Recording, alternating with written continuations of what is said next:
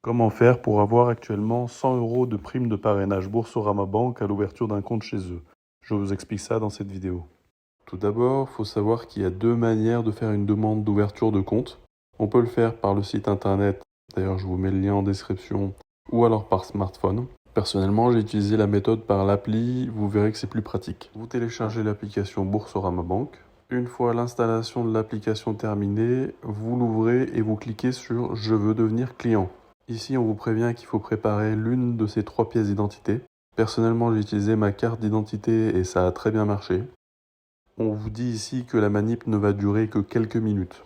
Ici, vous cochez les 2 cases, vous faites continuer, vous rentrez votre numéro de portable ici. C'est important parce que c'est sur ce numéro que vous recevrez votre code confidentiel pour la signature électronique du contrat. Vous tapez votre nom et prénom, votre adresse mail, un code de parrainage. C'est écrit facultatif, mais en fait c'est bien obligatoire pour avoir la prime de parrainage. Ensuite, vous choisissez votre pays de naissance et la ville, votre pays de résidence fiscale ici.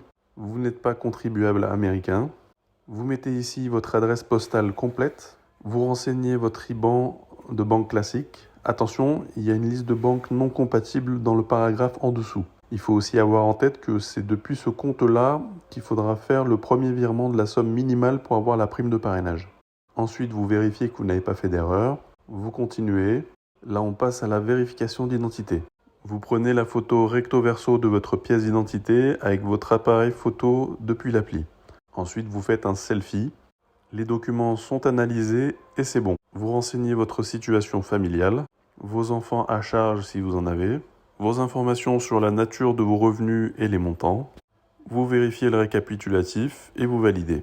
Dernière étape, la signature du contrat. Vous cochez les 2 cases. Bon, vous lisez d'abord le contrat, évidemment. Vous faites suivant. Vous tapez le code SMS. Vous validez et c'est tout bon. Vous recevrez bientôt votre mail de confirmation.